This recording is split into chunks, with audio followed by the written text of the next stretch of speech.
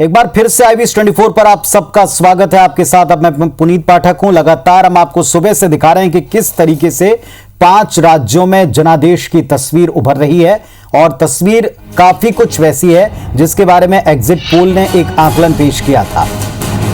TMC 200 के ऊपर जा चुकी है। सबसे बड़ी बात तो ये कि सभी सीटों के रुझान आ चुके हैं। पश्चिम बंगाल में 5 राज्यों में चुनावी नतीजों पर सुबह से आपको अपडेट हम दे रहे हैं। 292 सीटों पर ही आज नतीजे आएंगे और सभी के रुझान हमारे पास आ चुके हैं। 2 पर चुनाव नहीं हुए, बाकी की 292 सीटों पर जो रुझान है उसके मुताबिक टीएमसी 200 का आंकड़ा पार कर गई है, 208 सीटों पर लीड कर रही है। भारतीय जनता पार्टी जो शुरुआती दौर में एकदम नेक टू नेक फाइट में बंगाल में थी, वो अब 80 सीटों पर लीड करती फिलहाल दिखाई पड़ रही है। 2 अन्य के खाते में, 2 लेफ्ट और उनके सहयोगी के खाते में सीटें बढ़त के तौर पर दिख रही हैं। यह हालांकि बढ़त है, लेकिन क्या ये नतीजों में तब्दील होती है, ये सबसे बड़ा इस वक्त का सवाल है। हालांकि खुद ममता बनर्जी इस वक्त नंदीग्राम से पीछे चल रही हैं लगातार। शुभेंदु जो कभी उनके साथी हुआ करते थे वो फिलहाल आगे चल रहे हैं। इधर अगर असम के बारे में देखें, बीजेपी 81 सीटों पर और कांग्रेस 45 सीटों पर आगे चल रही है। यानी बीजेपी और उनके सहयोगी 81 सीटों पर लीड बरकरार रखते हुए यहां अपनी स्थिति सरकार बरकरार रखने को लेकर मजबूती के साथ दिखा रहे हैं। 126 कुल सीटें हैं, 81 के ऊपर बीजेपी और उनके सहयोगी लीड कर रहे हैं। और उधर बंगाल के रुझानों में टीएमसी को बहुमत का आंकड़ा दिख गया है, 200 के ऊपर का आंकड़ा दिख गया है। 208 सीटों के ऊपर फिलहाल बढ़त बनाए हुए है दीदी की पार्टी। हालांकि वो खुद पीछे हैं, लेकिन उनकी पार्टी बहुमत का आंकड़ा छूते हुए आगे चलती दिखाई पड़ रही है। इधर तमिलनाडु की स्थिति आप देखें, तमिलनाडु और केरल दक्षिण के जो 2 राज्य हैं, 234 सभी सीटों के रुझान आ गए। 131 पर डीएमके उनके सहयोगी आगे और एआईडीएमके 99 सीटों के ऊपर लीड लेती हुई दिख रही है अभी तक। इसके अलावा पुडुचेरी की स्थिति आप देखें, 12 सीटों के अब तक रुझान हमारे पास में आए हैं। केरल में 140 तमाम सीटों के रुझान आ गए, 92 पर एलडीएफ और यूडीएफ 45 पर इस वक्त आगे चल रही। बीजेपी 3 सीटों पर अपनी लीड को अभी भी बरकरार रखे है। पुडुचेरी में देखें, कुल मिलाकर हमारे पास में 12 रुझान हैं और इसमें 8 पर बीजेपी सहयोगी आगे, 3 पर कांग्रेस उनके सहयोगी आगे। तो ये 5 राज्यों के चुनावी नतीजे आज काफी कुछ स्थितियों को स्पष्ट करने वाले माने जा रहे थे। और क्या इसके बाद देश भर में राजनीतिक परिस्थितियों में परिवर्तन देखने को मिलेगा, पार्टियों की रणनीति में परिवर्तन देखने को मिलेगा। एक अहम बात यह कि पश्चिम बंगाल जहां पूरा जोर भारतीय जनता पार्टी ने लगाया था, असम जहां पूरा जोर कांग्रेस पार्टी ने लगाया था, केरल जहां कांग्रेस को काफी उम्मीदें थी, वहां की परिस्थितियां देश के सामने ठीक वैसी ही हैं कि तमाम कोशिशों के बावजूद स्थितियां फेवरेबल नहीं कही जाएंगी, जहां जिस पार्टी का सबसे ज्यादा असर माना जा रहा था। हालांकि भारतीय जनता पार्टी ने पिछले बार 3 के मुकाबले आज जो बढ़त बनाकर रखी है उसे वो अपने जीत के तौर पर पेश करना शुरू कर चुकी है। सुबह तक जो नेता दावा कर रहे थे कि वो क्लियर मेजॉरिटी के साथ सरकार बनाएंगे, अब कहते हैं कि जो नंबर हैं वो उनके लिए किसी बड़ी जीत से कम नहीं है। और ये तस्वीर आप देखें जरा, टीएमसी के कार्यकर्ता उत्साह में विजय जुलूस तो नहीं निकाल सकते क्योंकि चुनाव आयोग ने पहले इस पर बंदिश लगा दी है कोविड काल के चलते, लेकिन फिर भी कार्यकर्ता इस जीत को लेकर बेहद उत्साहित हैं। जो धीरे धीरे करके रुझानों से नतीजों में तब्दील होती उनको लगती है। हालांकि क्या एग्जैक्टली यही आंकड़ा मिलेगा, ये फिलहाल अभी भी कहना मुश्किल है। लेकिन जो फाइट नेक टू नेक चल रही थी भारतीय जनता पार्टी और टीएमसी के बीच में, अब उसके बीच का अंतर थोड़ा बढ़ता दिखाई पड़ा है और यही वजह है कि अभी टीएमसी कार्यकर्ता उत्साह में।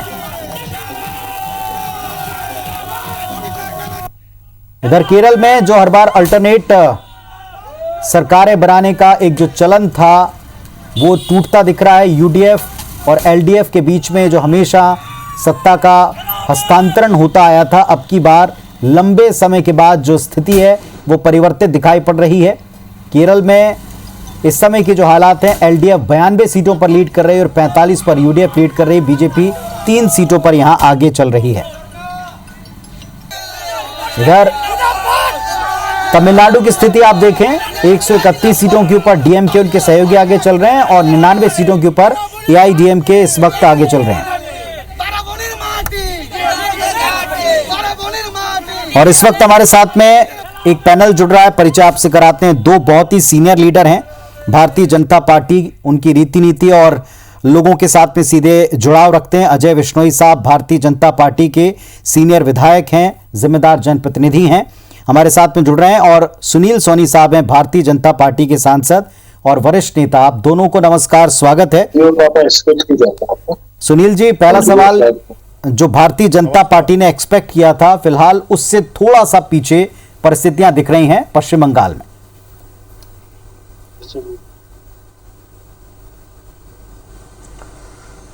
देखिए, पश्चिम बंगाल के अंदर में पिछले 5 सालों का अगर देखेंगे तो एक राजनीतिक दल में खूनी संघर्ष था। सत्तारूढ़ पार्टी के जो तृणमूल कांग्रेस के लोग हैं, भारतीय जनता पार्टी के हमारे कार्यकर्ताओं की लगातार हत्या हुई, सैकड़ों लोगों की हत्या हुई। और ऐसे समय में भारतीय जनता पार्टी का कार्यकर्ता जो है 5 साल तक के वो टिका रहा, लड़ता रहा।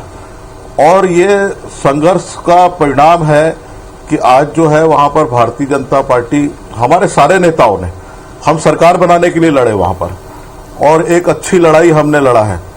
और अभी जो परिणाम जो आ रहे हैं, क्योंकि कोरोना कालखंड के कारण चुनाव आयोग ने इसके जो है बहुत ज्यादा चक्र को बढ़ा दिया है, तो अभी आधे भी चक्र का काउंटिंग नहीं हुआ है। अच्छे परिणाम आएंगे ऐसा मैं उम्मीद करता हूं। अजय विश्नोई साहब भी जुड़े हमारे साथ में। अजय जी, आप भी मुखरता से बात रखते हैं, बहुत स्पष्टता से बात करते हैं पश्चिम बंगाल को लेकर के। फिलहाल हालांकि शुरुआती दौर में ऐसा लग रहा था कि पूरी तरह नेक टू नेक फाइट है। अंतिम जो 3 चरण रहे चुनाव के, ऐसा माना जाता है कि उस अंतिम 3 चरण में काफ़ी कुछ बदला है। कोरोना से बिगड़ती परिस्थितियों के बीच में ये जो अंतिम 3 चरण हुए पश्चिम बंगाल में, फिर वहाँ जो टीएमसी ने जिस अंदाज में बाद में अपने प्रचार को पूरा इमोशनल टच देने की कोशिश की या खामियों को सामने रखने की कोशिश की, आपको उम्मीद क्या है, इस वक्त की उम्मीद क्या है? नतीजे इसी तरह के हो सकते हैं या फिर परिस्थितियां बदलेंगी? देखिए, अब तो नतीजे करीब करीब स्थिर होते हुए दिख रहे हैं जी। थोड़े बहुत बदलाव हो सकते हैं। 10-5 सीट के बदलाव हुए भी तो वो सत्ता की परिस्थिति को नहीं बदलने वाले हैं। तो ऐसी स्थिति में अपन बहुत स्पष्ट रूप से यदि चुनावों का आंकलन करें तो हम ये कह सकते हैं कि भारतीय जनता पार्टी 3 से आज की तारीख में 80 तक पहुंचने की स्थिति में आई है। और ये भारतीय जनता पार्टी के लिए संतोषजनक उपलब्धि हो सकती है। हम इससे बहुत खुश नहीं हो सकते क्योंकि हम लड़े थे सरकार बनाने के लिए, खुश नहीं होंगे, परंतु जहां हमारे पास जमीन ही नहीं थी वहां हमने इतनी जमीन अर्जित कर ली है, यह हमारे लिए संतोष का एक विषय हो सकता है। जहां तक वहां का सवाल है बंगाल की जनता का, तो जनता का फैसला मेरे को लगता है, लड़ाई सीधी सीधी हो गई थी कि दीदी को हटाना है कि दीदी को बचाना है। तो वहां की जनता ने दीदी को बचाना पसंद किया, दीदी को रिपीट किया है, उनको बधाई दे सकता हूं मैं। 3 बड़े मुद्दे थे अजय विश्नोई साहब। पहला बड़ा मुद्दा जो समझ में आया इमोशनल, जैसे मैंने कहा कि अंतिम जो 3 चरण थे इसमें एक तो दीदी ने पूरी तरह उसको इमोशनल लड़ाई बना दिया था। आधी के बाद उन्होंने एक तरह से भारतीय जनता पार्टी को, उसकी पूरी लीडरशिप को बाहरी बता दिया था। दूसरा उनका यह मुद्दा था कि कोविड काल में जो परिस्थितियां देश में है या वेस्ट बंगाल में, उसके लिए काफी हद तक केंद्र यानी बीजेपी जिम्मेदार है। तीसरा, वहां कई सारी स्थितियों पर संशय बरकरार रखा गया, कई सारी स्थितियों पर बीजेपी ने अपना स्टैंड क्लियर नहीं किया जो पूर्वोत्तर के बाकी राज्यों में क्लियर था। क्या इन सब का परिणाम आज हमको देखने को मिल रहा है? देखिए, चुनाव के समय हर एक दल अपने अपने हिसाब से मुद्दों को उठाता रहता है, किसी मुद्दे को स्ट्रेस करने की कोशिश करता है। उस समय जो परिस्थितियां नहीं होंगी, चूंकि मैंने बंगाल के चुनाव में सीधा पार्टिसिपेट नहीं किया है, उस पर मैं कोई बहुत कमेंट करने की स्थिति में नहीं हूँ। ये बात ठीक है, हमेशा से हमला पूरा दीदी के खिलाफ था और दीदी उस हमले को अपने लिए सिंपैथी जनरेट करने के लिए उपयोग कर रही थी। उनके पैर टूटने के साथ में उन्होंने जिस तरीका नाटक किया था वो भी सिंपैथी को प्राप्त करने के लिए था, उससे भी उनको सिंपैथी प्राप्त हुई है। वोटों को पोलराइज करने का जो प्रयास किया था उन्होंने, उसका भी लाभ उनको मिलता हुआ दिख रहा है। तो कुल मिला के चुनाव में तो ये दांव पेंच चलते ही चलते हैं।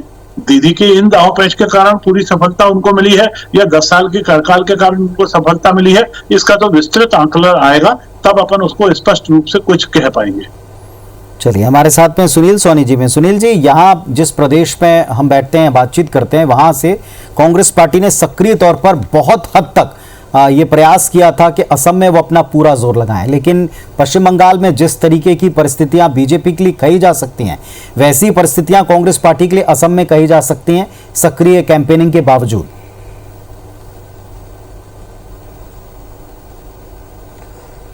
देखिए, वहां पर जहां जहां कांग्रेस की सरकार है उसके सारे मुख्यमंत्री लगे थे। अगर अभी वर्तमान में अगर हम केवल रुझान देखें, मैं परिणाम की बात नहीं कर रहा हूं, तो लगभग कांग्रेस और बीजेपी में डबल का अंतर है। और वहां पर फिर से जनता ने बीजेपी को स्वीकार किया है, प्रधानमंत्री मोदी जी की नीति नीतियों को स्वीकार किया है, वहां की सरकार की नीति नीतियों को स्वीकार किया है और विकास की ओर बढ़ेंगे, ये विश्वास वहां पे पैदा हुआ। और उसका परिणाम है कि एक बड़ा अंतर जो है कांग्रेस और बीजेपी के अंदर जो रुझान में दिख रहा है वो वहां पर एक प्राप्त होने जा रहा है। और वहां की सरकार ने भी अच्छा काम किया, केंद्र ने भी जो वहां पर जितनी योजनाएं केंद्र की थी उन्होंने लागू किया वहां पर, तो उसके अच्छे परिणाम सामने में आ रहे हैं। और यही कारण है कि आज जनता जो है जो वोट देती है वो विश्वास के आधार पर वोट देती है। और अच्छे परिणाम जो है देश के अंदर में अगर पांचों राज्यों का अगर देखें तो उसके अंदर में परिणाम जो आ रहे हैं वो एक अच्छे संतोषजनक परिणाम है। अब मैंने कहा इस बात को कि आपने एक चीज कहा बंगाल के उसमें कि हमने स्टैंड हमारा क्लियर नहीं हो पाया। हमारा स्पष्ट स्टैंड था बंगाल के अंदर में, सीए कानून हमने पास किया, हम उसको लागू करेंगे और वहां पर एक अच्छी सरकार देंगे। तो इस बात को लेकर जो है वहां पर हमने अपनी विचारधारा, अपनी नीति, अपनी रीति उसको बहुत स्पष्टता के साथ में रखा। बंगाल के अंदर में भी रखा, अन्य राज्यों के अंदर भी रखा। भारतीय जनता पार्टी चुनाव बहुत ईमानदारी से लड़ती है। ये आपने हमेशा देखा है, कैंपेन ने भी देखा है कि अगर हम लंबे समय से राम मंदिर की बात करते थे, आज भी करते हैं, राम जी का मंदिर बन रहा है। और जितना हमारा स्टैंड है कि देश के अंदर में जो देश के अपने आप को नागरिक मानते हैं, देश के विकास में भागीदार बनते हैं, वो सारे लोग देश के नागरिक हैं। जो विघटनकारी लोग हैं, जो देश को तोड़ना चाहते हैं, हम उसके विरोध में कल भी खड़े थे, आज भी खड़े और भविष्य में भी खड़े रहेंगे कि देश रहना चाहिए हमारा। देश के लिए जो हमारी श्रद्धा है, जो हमारी रीति नीति है, वो बड़ी स्पष्ट होना चाहिए। इस बात को प्रधानमंत्री मोदी जी ने भी अंगीकार किया है कि एक राष्ट्रभक्ति जो दिखती है देश के अंदर में कि राष्ट्र पहले है। और इस बात को संपूर्ण देश के अंदर में आज हमारे ऊपर में कुछ लोग, मैं नाम नहीं लूंगा, कुछ लोग आरोप भी लगाते हैं इस बात का। हम उससे विचलित नहीं होते क्योंकि हमारी नीति और रीति दोनों स्पष्ट है। चाहे पश्चिम बंगाल का चुनाव था, हमको मालूम था वहां पे जातिगत जो ध्रुवीकरण है, वहां पर एक संप्रदाय का वोट अधिक है, लेकिन उसके बाद भी जो है बहुत ईमानदारी के साथ में हमने उस चुनाव को लड़ा कि आज वहां पर ये सारे धर्म की राजनीति, संप्रदाय की राजनीति, जात पात की राजनीति, ये सब समाप्त होना चाहिए। और इस आधार पर जो है हमारे वहां पे नेताओं ने एक मजबूत लड़ाई लड़ी है और जिसके अच्छे परिणाम आ रहे हैं। अजय जी, जिस तरह से वहाँ तीन बड़े मुद्दे रहे, मैं थोड़ी स्पष्टता के ऊपर फिर जाऊंगा जो सुनील जी ने कहा था, लेकिन उसके पहले जो तीन बड़े एनआरसी सीए के मुद्दे के ऊपर जिस तरह मैं कह रहा था कि क्लियर स्टैंड नहीं, उससे मतलब ये था कि आप घोषणा पत्र उठाकर देख लें, उसमें पूरी तरह स्पष्टता से नहीं कहा गया। जबकि टीएमसी कहती रही कि एक भी व्यक्ति को हम यहाँ से बाहर फेंकने की इजाज़त किसी दल को नहीं देंगे। उनके कुछ बांग्ला स्टेटमेंट के ट्रांसलेशन हम पढ़ रहे थे। जय श्री राम के मुद्दे पर कहा कि इसे बोलने में कोई दिक्कत नहीं, लेकिन चिढ़ाने के लिए अगर बोला जाए तो फिर ये आपका खुद का, आपके ऊपर बोलने वाले के ऊपर एक प्रश्न चिन्ह लगाता है। चुनावी जीत के लिए गुजराती लोगों ने आकर कैंप कर दिया। ये बांग्ला भाषा में ऐसे कई पर्चे वहाँ बांटे गए थे कि एक तरह से केवल चुनाव जीतना, एक और राज्य पर कब्जा करना है, इसीलिए आप आकर मेहनत कर रहे हैं। जबकि आपने मुद्दा उठाया था बंगाल की अस्मिता का और वहाँ के कुछ पुराने लीडर्स का। तो माकूल तरीके से या जोरदार तरीके से जवाब दिया, क्या उसका नतीजा है बंगाल के अभी रिफ्लेक्शन जो दिख रहे हैं हमको? देखिए, जो जीता वही सिकंदर। तो अब ये मानना ये पड़ेगा कि जो जीतता हुआ दिख रहा है, जो आगे दिख रहा है, उसकी जो रणनीति थी वही सबसे अच्छी रणनीति थी। उसने जो बिंदु उठाए वही सबसे अच्छे बिंदु थे। तो आपकी सारी तीनों बातों का जवाब इतनी बात से मिल जाता है कि उनके सारे बिंदु के कारण उनको सफलता मिली है। फैक्ट यह है कि वहां पर सारे के सारे वोट एक साथ पोलराइज हो गए। जो टीएमसी के भी और कांग्रेस के वोट भी थे वो भी आज ममता जी के पक्ष में चले गए, बीजेपी के विरोध में चले गए। सारे वोटों का एक तरफ आ जाने के कारण चुनाव के ऐसे परिणाम सामने दिख रहे हैं। अब उसको हम पहले तिलक किसी के भी माथे पर लगा सकते हैं। सच्चाई यही है कि it was BJP versus all, जिसके कारण बीजेपी थोड़ा पीछे रह गई और टीएमसी आगे निकल गई। चलिए, हमारे साथ में आप दोनों बने रहिए। इस वक्त हमारे साथ में दो बहुत ही सीनियर लीडर जुड़े हुए हैं और दोनों की विशेषता है कि बहुत साफ साफ लफ्जों में स्थितियों को स्वीकार करते हुए बात करते हैं। अजय जी, अभी आप कह रहे थे कि जो जीता वो सिकंदर, जाहिर तौर पर बिल्कुल सही बात है और ऐसी साफगोई से बात करने वाले लोगों की राजनीति में पहले और अभी और हमेशा जरूरत बनी रहेगी। अब जो परिस्थितियां हैं बाकी के देश के हिसाब से देखें, जहां चुनाव हो रहे थे, जहां कैंपेन हो रहा था, वहां क्या असर हुआ वो तो नतीजे दिखा रहे हैं, लेकिन बाकी के देश में एक बड़ा गुस्सा था। मध्य प्रदेश हो, छत्तीसगढ़ हो, जहां चुनाव नहीं थे, जहां नेता जा रहे थे, वहां एक लोगों में थोड़ा आक्रोश था। जब जब वो किसी परिस्थिति से जूझते थे उनको ये लगता था एक हिस्से को कि अगर चुनाव से फोकस यहां होता तो स्थितियां बेहतर होती। इन नतीजों के बाद में देश में किस तरह का माहौल रहेगा, क्योंकि कहा तो यह भी जा रहा था कि ये जो नतीजे होंगे वो पार्टी के लिहाज से बड़े मुश्किल हालात या अच्छे हालात पैदा करेंगे, अगले चुनाव की परिस्थितियां बनाएंगे। नहीं, ये सब तो बहुत छोटे छोटे जो भी विधानसभा के चुनाव होते हैं, विधानसभा के चुनाव से देश के चुनाव पर कोई असर नहीं होता। खासतौर से देश के चुनाव अभी बहुत दूर हैं, अभी बहुत इसके बीच में कालखंड बना हुआ है। आप कौन से गुस्से की बातचीत कर रहे हैं? मैं इस प्रकार के कोई राष्ट्रीय गुस्से की जरा नहीं देख पा रहा हूं। यदि आप और स्पष्ट करेंगे तो मैं स्पष्ट जवाब दूंगा। कोरोना को लेकर लोगों में बड़ा गुस्सा था, चाहे मध्य प्रदेश हो, छत्तीसगढ़ हो, जो परिस्थितियां हो उसको लेकर था। लोगों को लगता था दमों के हालात भी आपसे छिपे नहीं है। देखिए, कोरोना को लेके गुस्सा नहीं था, कोरोना को लेके गुस्सा है। और गुस्सा इसलिए है कि आसपास के लोग मरते हुए दिख रहे हैं, आसपास के लोगों को इलाज नहीं मिल पा रहा है, उसके लेकर गुस्सा था। उस गुस्से का चुनाव से कोई लेना देना नहीं था। चुनाव अपनी जगह है और ये अलग है। एक चर्चा जरूर चली कि चुनाव के कारण वहां पर बंगाल के अंदर जो है कोरोना बढ़ गया या देश में कोरोना बढ़ गया। ये कहीं कुछ हद तक सही भी है और कुछ हद तक गलत भी है। असम में भी चुनाव हुए, असम में क्यों नहीं बढ़ा कोरोना? और छत्तीसगढ़ में चुनाव नहीं थे, बस छत्तीसगढ़ में कोरोना क्यों बढ़ गया? तो सीधे कोरोना को चुनाव के साथ जोड़ के नहीं देखा जा सकता है। चुनाव और कोरोना अलग अलग हैं। कोरोना को लेकर जो गुस्सा है वो लोगों को व्यक्तिगत जितनी मदद चाहिए उतनी नहीं मिल पा रही है, उसके कारण है। पर इसके लिए भी किसी व्यक्ति विशेष को या सरकार को दोषी नहीं ठहराया जा सकता है, क्योंकि ये महामारी का रूप लेके आई है। महामारी मतलब इतनी बड़ी तादाद में बीमारी जिसकी कोई कल्पना ही नहीं की गई थी, इसलिए उसकी उतनी तैयारियां नहीं हैं। और हम शायद तैयारियां करके बैठे हुए होते तब भी हम इतनी बड़ी व्यवस्थाओं को संभालने की स्थिति में नहीं थे। आज इसीलिए एक एक करके राज्य जनता कर्फ्यू के साथ में जो कदम बढ़ा रहा है वही शायद इस कोरोना को पराजित कर पाएंगे। बाकी इस कोरोना को और किसी तरह आपदा के रूप में देखना उचित नहीं होगा। सुनील जी, ये सवाल जो बार बार उठता है, बड़ी गैदरिंग का हो, कोरोना से इसका सीधा वास्ता है या नहीं है, लेकिन लोगों के बीच में आप भी रहते हैं। कई बार लोग परेशान होकर आपको भी कॉल करते हैं, फ़ोन करते हैं कि हमारी व्यवस्थाएं कराएं। और कई बार लोगों का ये आरोप रहा है कि सरकारें जहाँ की भी हों वो अपने कैंपेन में ज़्यादा बिजी रहीं, उनका कहीं ना कहीं इन्वॉल्वमेंट अपने राज्य को छोड़कर चुनावी फोकस रहा। जाहिर तौर पर राजनीतिक दल हैं तो फिर उनको उसमें जुटना ही था।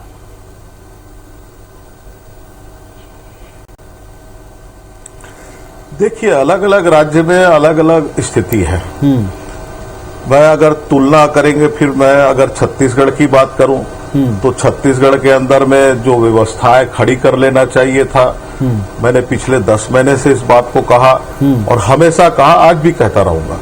और इसके राजनीतिक कारण नहीं है कि मैं राजनीति के आधार पर भारतीय जनता पार्टी का सांसद हूं इसलिए कांग्रेस के ऊपर मैं आरोप लगाऊं, लेकिन व्यवस्थाएं खड़ी करना राज्य सरकारों का काम है। आपने खुद देखा होगा कि आज पूरी कांग्रेस पार्टी मेरे ऊपर में संग पड़ जाती है, सारे प्रवक्ता जवाब देने के लिए आ जाते हैं। मैं कहा 230 वेंटिलेटर है, 10 महीने से कह रहा हूं लगा लो भाई इसको। फिर 10 महीने बाद वो पिटारा खुलता है और उसके अंदर में हमारे स्वास्थ्य मंत्री जी बोलते हैं कि 130 वेंटिलेटर 230 में है, 160 वेंटिलेटर ठीक है, 70 फॉल्ट था, 66 को सुधार लिया, आपके 4 खराब है। दूसरी तरफ कांग्रेस के प्रवक्ता बोलते हैं कि 69 ही मिला कुल टोटल। तो ये एक जो राजनीति जो है इस कोरोना कालखंड के अंदर में मैं बहुत दुखी हूं इस बात से कि राजनीति का समय नहीं है। अगर आपके पास में सामान है वो लगाओ, मेरा प्रश्न ये है। आज भी बेमेतरा के अंदर में 8 वेंटिलेटर पड़े हैं, टेक्नीशियन नहीं है आपके पर पास सुनील में। जी, इस आरोप से तो कोई भी दल बचा नहीं ना। यहाँ जैसे हम छत्तीसगढ़ के बारे में कह सकते हैं, वहाँ उस तरह मध्य प्रदेश के बारे में भी कहा जाता रहा है, दमोह के बारे में भी कहा जाता रहा है। मैं मध्य प्रदेश की भी बात सुनिए ना, मैं मध्य प्रदेश की भी बात साथ में कर देता हूँ, कोई दिक्कत नहीं है। मैं आपके चैनल में मैं मध्य प्रदेश को भी देखता हूँ उसके अंदर में कि मध्य प्रदेश में जिस प्रकार से शिवराज जी और पूरा मंत्रिमंडल उसके अंदर में समाहित होकर सड़क पर आकर लड़ रहा है। आपको दिख रहा है क्या छत्तीसगढ़ में कहीं कोई मुख्यमंत्री है, मंत्री सड़क पर दिख रहा हो, या कोई जनप्रतिनिधि जो है सत्ता पक्ष का वो सड़क पे दिख रहा हो? मैं बहुत स्पष्टता से बात कर रहा हूं। तो ये जो है, ये जो अंतर है। और अगर आंकड़े देखेंगे, हमसे 2.5 गुना आबादी मध्य प्रदेश की है, उसके बावजूद आप कोरोना संक्रमण के आंकड़े देखिए, मौतों के आंकड़े देखिए, तो इसको आंकड़ों को मिलाकर मैं इसमें अपनी बात को बहुत स्पष्टता नहीं कर रहा हूं और न विपक्ष की भूमिका निभा रहा हूं इसमें। लेकिन ये चीजें जनप्रतिनिधियों को करनी चाहिए। संकट के समय में एक सांसद हूं, अगर मैं भी घर में क्वारंटाइन हो जाऊं, घूमूं नहीं मैं, तो फिर ये तो एक बेईमानी है ना। अगर आपने जनता से वोट मांगा है, सबको घूमना पड़ेगा। मैं बीजेपी का सांसद हूं, विपक्ष में हूं, इसलिए मैं क्या करूं, मैं घर में बैठ जाऊं? ऐसा नहीं है। तो मंत्रिमंडल को आना चाहिए सड़क पर, मुख्यमंत्री जी को आना चाहिए। केवल टीवी एक माध्यम नहीं हो सकता भाई कि अपन उसके अंदर में आरोप प्रत्यारोप करके कोरोना की लड़ाई जीते। व्यवस्था से कोरोना की लड़ाई जीती जाएगी कि कितनी हम अच्छी व्यवस्था बना रहे हैं, उससे हम लड़ाई जीत सकते हैं। कल फिर मैं जा रहा हूं, धरसीवा जाऊंगा, बड़ौदा बाजार जाऊंगा, भाटापारा जाऊंगा, अभी मैंने कल अभनपुर गया था परसों। तो ये करना पड़ेगा, सबको मिलकर लड़ना पड़ेगा ये। और मैं बहुत दुखी मन से बोल रहा हूं पुनीत जी, आज मैं इतने करीबी लोगों को हमने खो दिया है कि आप कल्पना नहीं कर सकते कि इसके पहले हम 60-70 साल के लोगों को खो रहे थे, आज हम जो है 25 साल 20 साल आपके 32 साल ऐसे जो हमारे लोग हैं, हमारे भाई लोग हैं, युवा लोग हैं, और उस घर के अंदर में जो एक संकट पैदा हुआ है वो असहाय है आज। और ऐसी स्थिति के अंदर में सबको मिलके उसके घर के दुख को कम करने का काम भी करना चाहिए। चुनाव होंगे, हर 5 साल में होंगे, लेकिन साथ साथ जो है एक सामाजिक सरोकार शब्द भी कोई है, एक कोई इंसानियत है, संवेदनशीलता शब्द है हिंदी के अंदर में। इसको अंगीकार करके जब तक हम मैदान में नहीं उतरेंगे, तब तक के जो है हम इस पे विजय नहीं प्राप्त कर सकते। केवल हम भीड़ और चुनाव और इसको, ये एक बहाना हो सकता है। मैं अजय जी की बात से सहमत हूं इस बात का, हमारे सीनियर लीडर हैं, मुझसे बहुत ज्यादा सीनियर हैं। दिक्कत तो ये सुनील जी के बहाना दोनों पक्षों में से दोनों पक्षों ने एक दूसरे के लिए बनाया भी, कहा भी, और लोग इस बात को सुनते भी रहे, समझते भी रहे कि दोनों चीजें जरूरी हैं, पैरेलल चलनी जरूरी है। लेकिन इसके बावजूद कांग्रेस बीजेपी पर, बीजेपी कांग्रेस के ऊपर लगातार इन आरोपों को लगाती रही है। ये कहती रही है छत्तीसगढ़ में बीजेपी इकाई जो काम करती थी, कांग्रेस इकाई मध्य प्रदेश में वो काम करती रही है। बल्कि देश की सरकार तक के लिए किस तरह के कमेंट्स हैं ये यहाँ दोहराने की आवश्यकता नहीं है। तो इस वक्त की एक बड़ी खबर आपको बता दें, चुनावी जश्न को लेकर इलेक्शन कमीशन और सख्त हो गया। राज्यों के सीएस के साथ इलेक्शन कमीशन ने कार्रवाई के निर्देश दिए हैं। जश्न मनाने वालों के खिलाफ एफआईआर करने के निर्देश हैं। भीड़ के तौर पर जुटने और जश्न मनाने के ऊपर पहली पाबंदी है। लापरवाही बरतने वाले अधिकारियों पर भी कार्रवाई के निर्देश हो गए।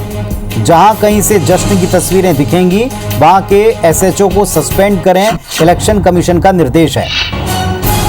तो चुनावी जश्न को लेकर इलेक्शन कमीशन सख्त हो गया। राज्यों के सीएस से इलेक्शन कमीशन ने कार्रवाई करने के निर्देश दे दिए हैं। जश्न मनाने वालों के खिलाफ एफआईआर करने के निर्देश हैं। भीड़ बनाकर जश्न के ऊपर पाबंदी है।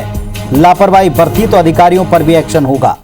जहां भी जश्न की तस्वीरें दिखेंगी वहां के एसएचओ को सस्पेंड करें, ये कहना है इलेक्शन कमीशन का। तो जश्न मनाना भारी पड़ सकता है। इलेक्शन कमीशन, चुनाव आयोग अब इस पर सख्ती को बढ़ा रहा है।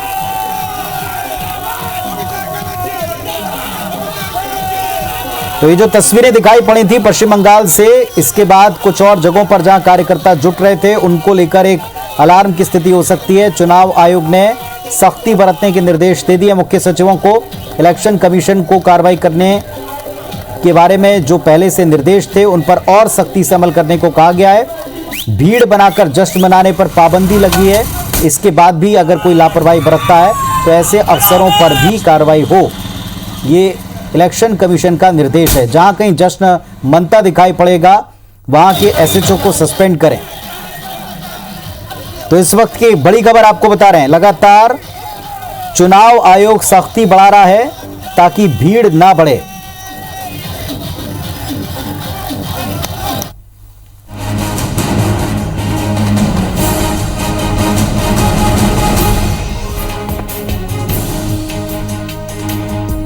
और इस वक्त लगातार बड़ी खबरें अपडेट आपको देते चले। रायपुर से एक और बड़ी खबर, बीजेपी सांसद संतोष पांडे का बयान सामने आया।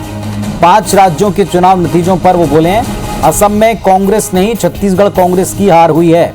असम समेत अन्य राज्यों में कांग्रेस का सुपड़ा साफ हुआ। कांग्रेस की कोई आइडियोलॉजी नहीं रह गई, इसीलिए कांग्रेस इस तरह के नतीजे झेल रही है। तो बीजेपी सांसद संतोष पांडे का बयान आया है। असम में छत्तीसगढ़ कांग्रेस की करारी हार हुई है।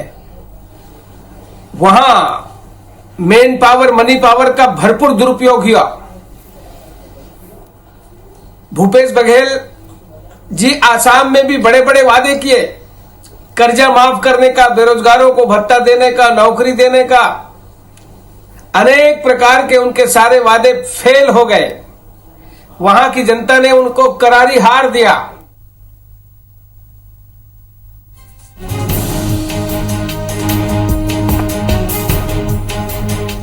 तो कांग्रेस की नहीं छत्तीसगढ़ कांग्रेस की हार हुई, ये कहना है सांसद संतोष पांडे का। कांग्रेस की कोई आइडियोलॉजी, कोई विचारधारा बची नहीं है। बीजेपी सांसद हैं संतोष पांडे, जिन्होंने जो नतीजे या रुझान जो दिखाई पड़ रहे हैं नतीजों वाले दिन, इस पर अपनी प्रतिक्रिया दी है, रिएक्शन दिया है। सुने फिर से एक बार। आसाम में छत्तीसगढ़ कांग्रेस की करारी हार हुई है। वहां मेन पावर मनी पावर का भरपूर दुरुपयोग हुआ। भूपेश बघेल जी आसाम में भी बड़े बड़े वादे किए, कर्जा माफ करने का, बेरोजगारों को भत्ता देने का, नौकरी देने का, अनेक प्रकार के उनके सारे वादे फेल हो गए। वहां की जनता ने उनको करारी हार दिया। तो हमारे साथ में 2 बहुत खास मेहमान जुड़े हुए हैं, 2 सीनियर लीडर जुड़े हैं, अजय बिश्नोई साहब। इसी आरोप प्रत्यारोप की हम बात कर रहे थे। सुबह से हमारे साथ कांग्रेस के कुछ जिम्मेदार लोग जुड़े हुए थे। उनका यही आरोप केंद्र सरकार के ऊपर था, जो अब संतोष पांडे जी बीजेपी की तरफ से अपनी प्रतिक्रिया में कह रहे हैं। उनका कहना था कि वहां हर तरह का पैंतरा आजमाया गया, फिर भी आपकी हार हुई। अब इसी तरह के रिएक्शन आ रहे हैं। मैं इसी तरफ इशारा कर रहा था कि दोनों पक्षों को क्या इस मामले पर संवेदनशील होना चाहिए, या दोनों अपनी अपनी जगह सही हैं? राजनीति है, चुनाव के हार जीत के परिणाम आते हैं, तो जीतने वाला हारने वाले के खिलाफ दर्ज जो है तंज कसता ही रहता है। पर इस तंज का पार्टी ऊपर क्या असर पड़ता है, ये तो पार्टी ही जो है उस पर डिपेंड करता है।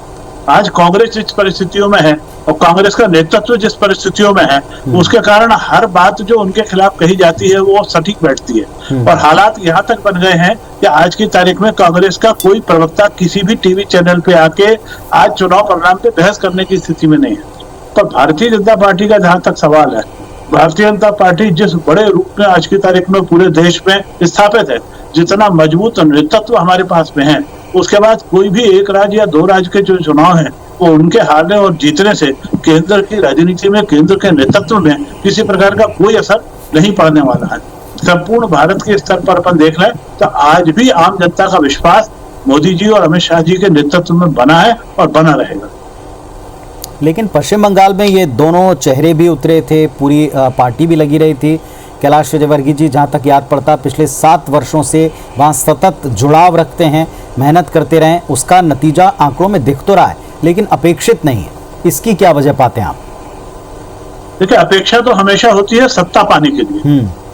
तो हमारा भी टारगेट सत्ता पाने का था और इसलिए ताकत भी उसी हिसाब से लगाई गई थी।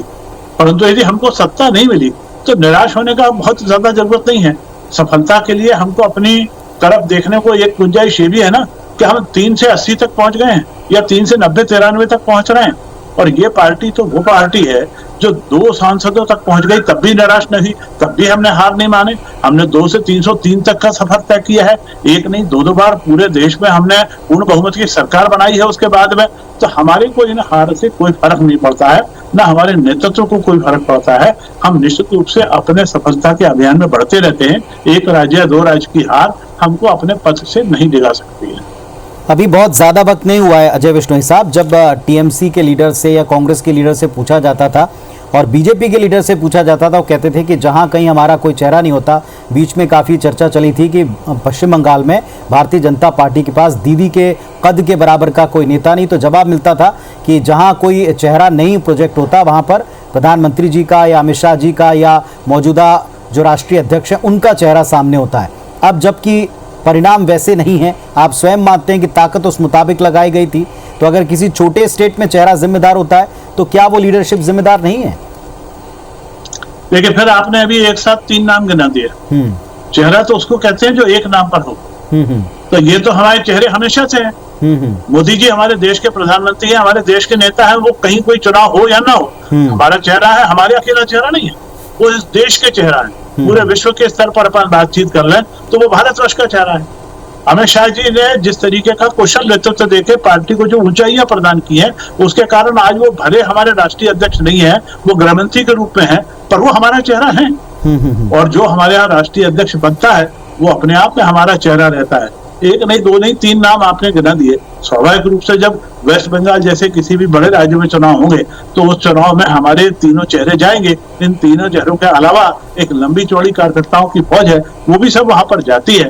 दोष हम उन सबको वैसे किसी को भी देना चाहें, पर फैक्ट और सच्चाई ये है कि चुनाव पश्चिम बंगाल में अपन हारे हैं। हम ऐसा भी नहीं मानते, हम सरकार हारे हैं, चुनाव नहीं हारे। चुनाव के दृष्टिकोण से तो हम आज भी अपने आप को ये कह सकते हैं कि हमारे इन्हीं नेताओं की मेहनत के दम पे हम जहां पर कहीं नहीं थे, जो हमारा कोई जमीन नहीं थी, कोई आधार नहीं था, जहां हम सिर्फ 3 सीटों तक सीमित थे, वहां यदि हम आज 80-90 सीट तक पहुंचे हैं तो वो इन्हीं नेताओं के कारण पहुंचे हैं। चलिए ठीक है, यहाँ जिस तरीके के नतीजों की उम्मीद की जा रही थी कांग्रेस पार्टी के खेमे में सुनील सोनी जी, जाहिर तौर पर वैसे नतीजे असम के बिल्कुल नहीं है, ये स्पष्ट तौर पर दिख रहा है। पहले भी जब एग्जिट पोल आया था तब भी ये सवाल उठता था, तो तब आज के दिन का लोग कहते थे कि नतीजा जाने दीजिए तब बात करिएगा। आज कांग्रेस पार्टी के लोग अभी इस वक्त हमारे साथ में चर्चा के लिए भले ही ना हो, लेकिन वो क्या तर्क देते रहे, क्या बातें कहते रहे आपने सुना। अब संतोष पांडे जी का स्टेटमेंट सामने है। क्या इस पूरे चुनाव के परिणामों के बाद प्रदेश की पॉलिटिक्स में आप कोई परिवर्तन पाते हैं या देखते हैं?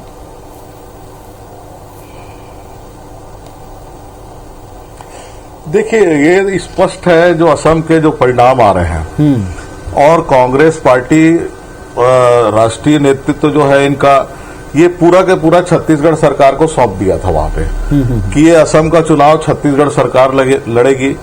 और यहाँ से धन भी गया, बल भी गया, जनबल भी गया कार्यकर्ताओं का, और सारी ताकतें झोंकने के बाद में भी आप वहां पे कहाँ खड़े हैं। फिर वहीं पे जो छत्तीसगढ़ की जनता जो ठगी गई है आज जिस घोषणा पत्र के आधार पर, वही ठग का एक असफल प्रयास आपने असम में करके देख लिया। वहां भी आप ठगा गए, जनता ने अब आपको स्वीकार नहीं किया। तो ये स्थिति के अंदर में आज छत्तीसगढ़ भी जहां पर खड़ा है और यहाँ का चाहे नौजवान हो, चाहे हमारी माता बहनें हो, शराबबंदी के नाम पर ठगी गई, यहाँ नौजवान 2500 रुपए भत्ते के नाम पर ठगा गया, यहाँ पे किसान जो है वो ऋण माफी से लेकर जो है 2500 रुपए तक का ठगा गया, कई किस्तें हो गई, वो किस्तें भी समय पर नहीं मिल रही है।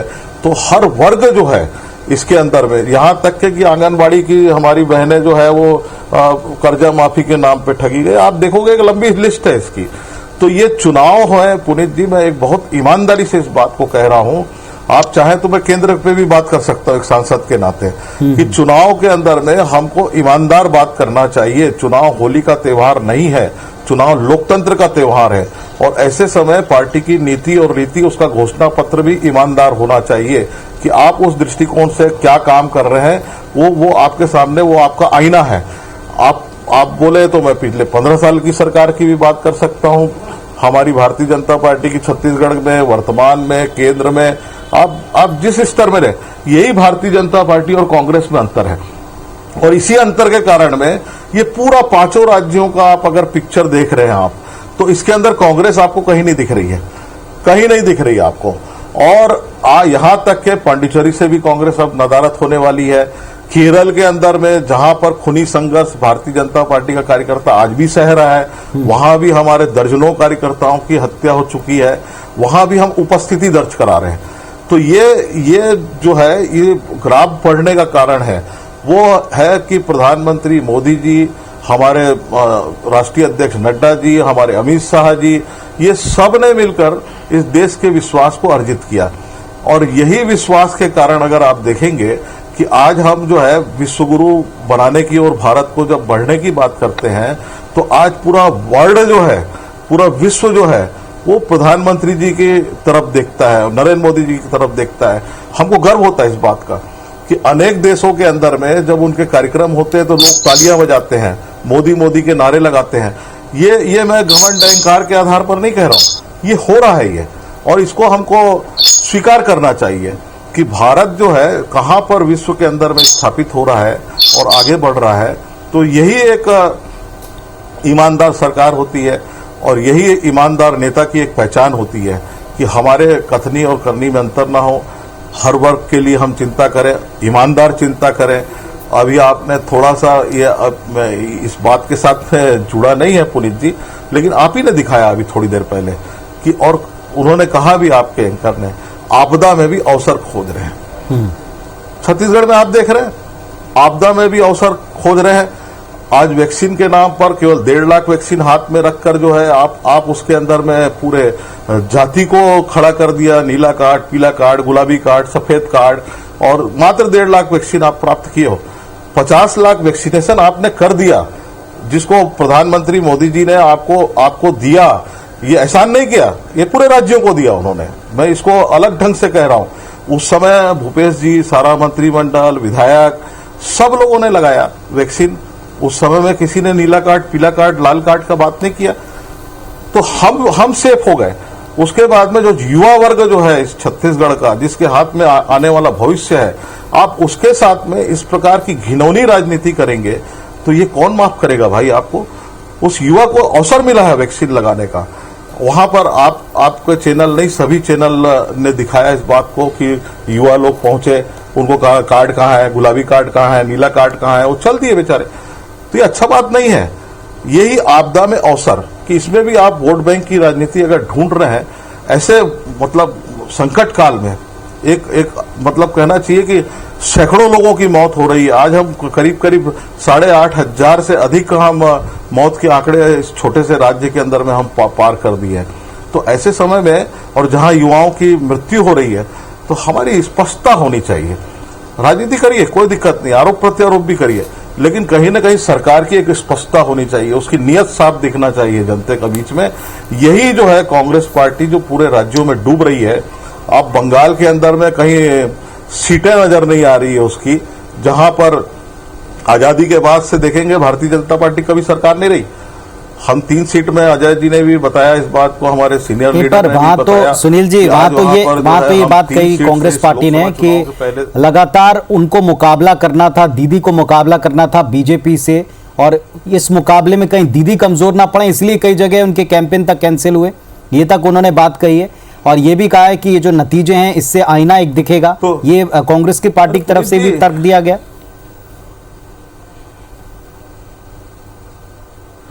अरे पुनीत जी, मेरा कहना है तो राहुल जी वहां जाकर क्यों कांग्रेस का पार्टी का प्रचार कर रहे थे? बोल देते कि हम वहां पर अपने आप को सरेंडर कर दिए हैं ममता जी की पार्टी के सामने में। क्यों अपने प्रत्याशी खड़ा कर दिए भाई आपने? क्यों कम्युनिस्ट पार्टी, लेफ्ट पार्टी ने अपने प्रत्याशी खड़ा कर दिए? आज आप जीत रहे नहीं हो, आपको एक सीट पे वहां मिलने के लिए आपके लाले पड़े हैं। तो इस स्थिति के अंदर में इस प्रकार की बात कहना, क्या ये ईमानदारी मानते हैं आप? मैं खुद आपसे मैं जानना चाह रहा हूं, या अन्य लोग भी इस बात को कह सकते हैं, क्या ये ईमानदारी है ये बात बोलना आज के समय में कि जहां पर आप प्रत्याशी खड़ा करते हो, लेफ्ट खड़ा करती है, आप खड़ा करते हो। कांग्रेस पार्टी की जो स्थिति है, कांग्रेस पार्टी की जो स्थिति है वो तो सबके सामने है। और चूंकि सौभाग्य दुर्भाग्य जो भी आप कहें, इस वक्त हमारे साथ कांग्रेस के लीडर ने, फिर भी जो सवाल था मूल के, इसके बाद इन 5 राज्यों के नतीजों के बाद, जैसे अजय जी से भी मैंने पूछा था, अजय जी ने कहा कि राज्यों के नतीजे अपने हैं, देश के नतीजे अपने हैं, निश्चित तौर पर हैं, लेकिन हर चुनाव में, और जब भारतीय जनता पार्टी स्वयं कहती है कि वो लड़ती और ईमानदारी से कहती है कि हम लड़ते हैं जीतने के लिए, हम लड़ते हैं सत्ता हासिल करने के लिए, हम लड़ते हैं वहां सरकारें बनाने के लिए, और अभी भी संघर्ष उनका थमा नहीं होगा। निश्चित तौर पर जो टॉप लीडरशिप है वो अपने तमाम विकल्पों को तलाशती, खंगालती, और यही वजह कि कई बार पोस्ट पोल भी चुनाव के नतीजों के बाद में भी हमने देखा है कि कई सारी जगह पार्टी सरकार बना लेती। कांग्रेस पार्टी का स्पष्ट तौर पर इसे लेकर आरोप रहता है कि आप सिर्फ सत्ता पाना चाहते हैं, आप सिर्फ राज्यों को अपने हक में लाना चाहते हैं।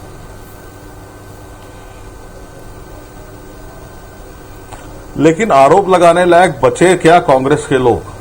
मेरा प्रश्न यह है कि आज पूरे देश के अंदर में हम 18 राज्य, 19वां राज्य आ रहा है आपका पांडिचेरी के अंदर में, अगर आप राज्यों की बात करें, सत्ता की बात करें तो आज आप बचे नहीं हो भाई, कि आप आरोप लगाने लायक नहीं बचे हो। आरोप लगाने लायक आपके कृत्य नहीं है, आपके काम नहीं है, आपका बयान नहीं है। आप आज कुछ बोलते हो, कल कुछ बोलते हो, परसों कुछ बोलते हो। एक नेता कुछ बोलता है, दूसरा नेता कुछ बोलता है, और इन्हीं की पार्टी के अंदर में अगर विघटन को देखेंगे, जिसको आज दबाने का प्रयास कर रही है कांग्रेस पार्टी, सामने आ जाएगा वो बात।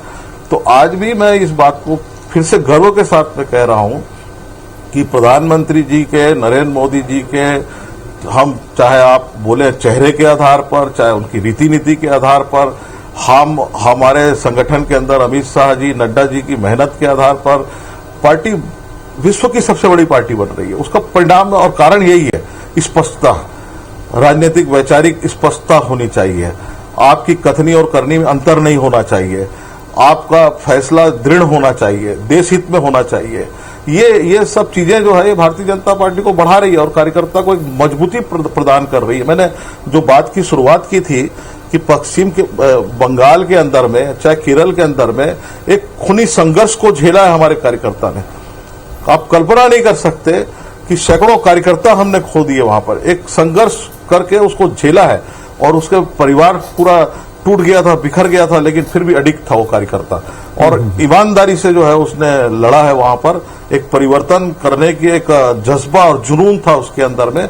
रिजल्ट क्या आ रहे हैं वो अलग विषय है, लेकिन एक जुनून पैदा हुआ था कि हम सरकार पे आएंगे और ये सरकार हम लेकर आएंगे, और इस जुनून के साथ में मैदान पे उतरे। और इन सारे कार्यकर्ताओं का मनोबल बढ़ाने के लिए हमारे वरिष्ठ नेताओं ने वहां पर जाकर जो है उनका साथ दिया, उनके साथ में खड़े होकर जो है इस चुनाव को हमने बहुत ईमानदारी से लड़ा, इसमें कोई दो मत नहीं है। सत्ता प्राप्त करने के लिए लड़ा है हमने, ताकि वहां के बंगाल की व्यवस्था को आने वाले समय में सुधारें, इस नियत के साथ में हमने लड़ा। देखते आगे परिणाम क्या आएगा, लेकिन हमारी नियत और नीति दोनों स्पष्ट थी। चलिए, हमारे साथ में आप दोनों बने रहिए। जितेंद्र गौतम दमोह से हमारे संवाददाता इस वक्त जुड़ रहे हैं, और दमोह से इस वक्त का अपडेट अपने दर्शकों को दे दें। कांग्रेस पार्टी के प्रत्याशी अभी भी लगातार आगे चल रहे हैं। 4728 वोट से कांग्रेस पार्टी के अजय टंडन अभी लीड कर रहे हैं।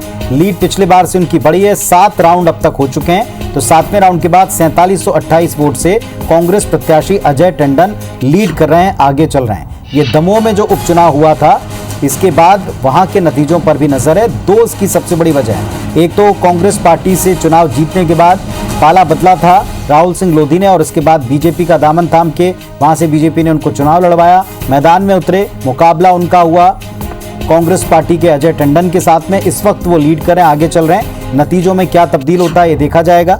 अजय बिश्नोई साहब जुड़े हैं। दमोह का जो उपचुनाव था उसको लेकर के भी लगातार कई तरह के कयास थे, अब ये जो रुझान दिख रहे हैं उसको लेकर के भी हम बात करेंगे। चलिए, जितेंद्र हमारे साथ में जुड़े हुए हैं, उनसे हम बात करते हैं। जितेंद्र, क्या स्थिति इस समय? जी, बताना चाहूंगा कि दमोह विधानसभा उपचुनाव का है जो ये मतगणना चल रही है आज, और उसमें आज जो है 7वां राउंड अभी तक जो पूरा हो चुका है, और इसमें कांग्रेस प्रत्याशी जो अजय टंडन है वो 4728 मत से अभी भी आगे चल रहे हैं। मगर अगर यहाँ पे देखा जाए तो लगातार 7 राउंड होने के बाद भी जो है सिर्फ कांग्रेस ही आगे चलती जा रही है, और भाजपा जो है पिछड़ती दिख रही है। कहीं ना कहीं इससे स्पष्ट एक बात और हो जाती है कि जो कांग्रेस के द्वारा मुद्दा दमोह में बनाया गया था, तलबदलू का मुद्दा जो आगे किया गया था, वो यहाँ पे काम आ रहा है। जी, पूरी ताकत लगाई गई थी बीजेपी की लीडरशिप के द्वारा, तमाम नेताओं की ड्यूटी लगाई गई थी। क्या लोगों में वो आक्रोश जो कांग्रेस बता रही थी उसका नतीजा आप देख रहे हैं?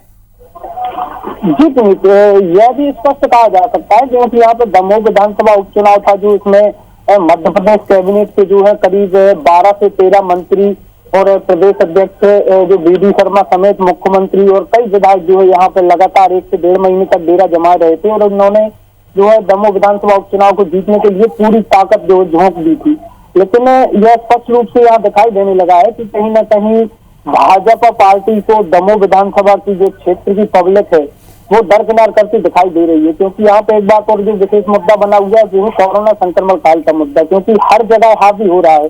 बताया जा रहा है कि देखें दमोह विधानसभा उपचुनाव के बाद इस तरीके से जो यहाँ पे हालात हुए हैं और जो दमोह विधानसभा उपचुनाव के पहले मतदान के पहले जो हालात थे वो कहीं ना कहीं प्रशासन ने यहाँ पे आंकड़े छुपाए हैं और जो इसका जो है परिणाम वो 17 तारीख को भाजपा ने यहाँ पे जो दमोह में भुगतती दिखाई दे रही है। जी चलिए, शुक्रिया आपका। आप नजर बना के रखें जितेंद्र, आपसे वापस हम अपडेट लेंगे। तो 7 राउंड के बाद कांग्रेस प्रत्याशी आगे चल रहे हैं। लोगों में गुस्सा था, आंकड़े छिपाने का जो आरोप लगाया गया था उस पर कहीं ना कहीं जनता को भी गुस्सा था, आक्रोश था।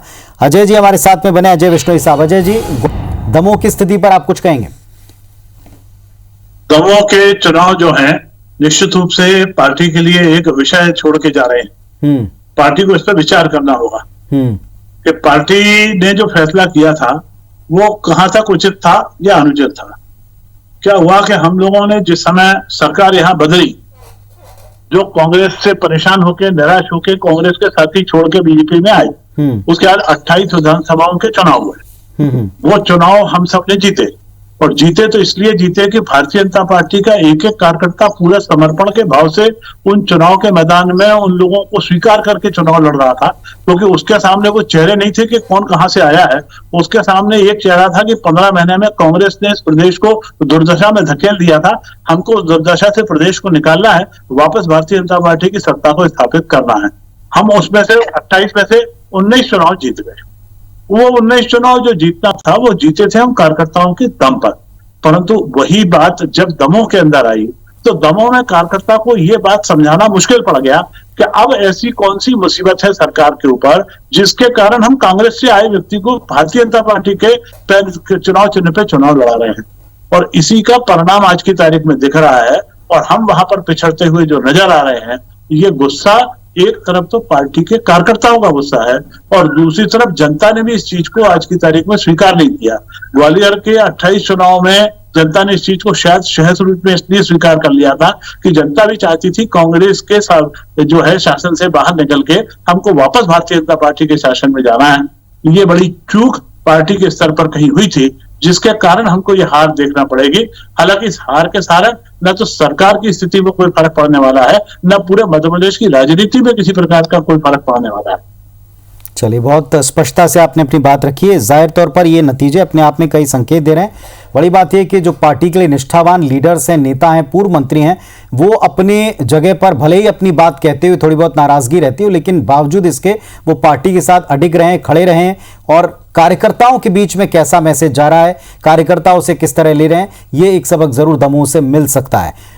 तमाम लोग हमारे साथ में जुड़े रहेंगे, बने रहेंगे, नए एक्सपर्ट भी जुड़ेंगे, नए हमारे साथ में पैनल में लोग जुड़ेंगे। अजय जी, बहुत धन्यवाद आपका जुड़ने के लिए, समय देने के लिए। और ये आकलन लगातार चलता रहेगा। छोटा सा ब्रेक लेके लौटते हैं जल्दी।